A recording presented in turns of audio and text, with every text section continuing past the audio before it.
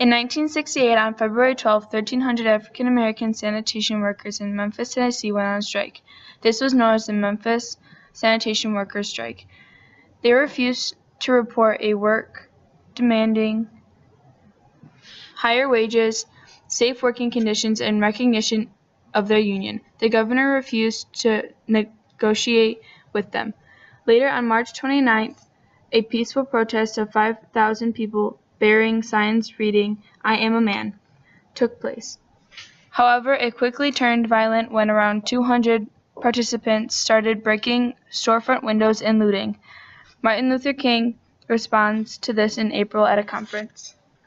In the speech, "I've Been to the Mountaintop," Martin Luther King reacts to the historical strike of 1,300 workers in Memphis, Tennessee. His purpose is to remind the Black population of nonviolent protests and encourage unity. He conveys this with a parental tone.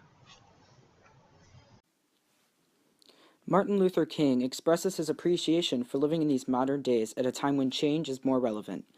He uses simplicity to highlight magnificent events in hundreds of years before, but to also proclaim that he would not have wanted to live there but today. He uses this by repeating phrases at the beginning and end of several paragraphs. He says, "I would go on, even to the great heyday of the Roman Empire, and I would see developments around there through various emperors and leaders, but I wouldn't stop there." This contributes to the theme by putting a more positive twist on things. He is encouraging people to make change and contribute to the movement by saying that they should be grateful for living in a time so susceptible to change. He talks about a time, hundreds of years before, where he would not want to have lived, to further prove his point.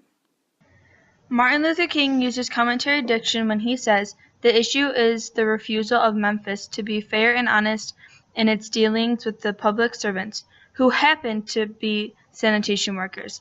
The modifier at the end of the sentence establishes that the people are not defined by their economic status.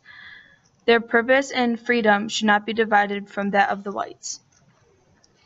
Martin Luther King retells of the constant struggle for Black people to be subject to the same rights, even though they are outlined in the Constitution for all citizens of the United States.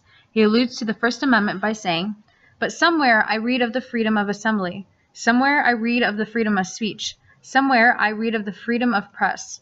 Somewhere I read that the greatness of America is the right to protest for right." This emphasizes a major fault in our country for not living up to its claims on paper.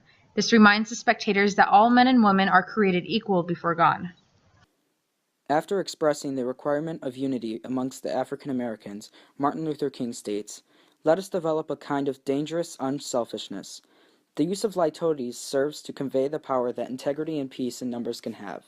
He reveals that it is unnecessary to use violence as a way of bringing about change and suggests that using their voices to refuse to back down will indeed be more influential.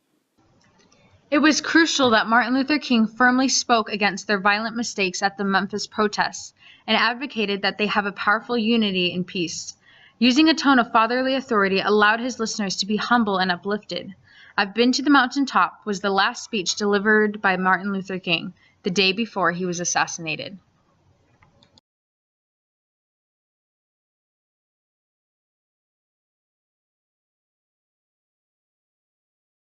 Created using Powtoon.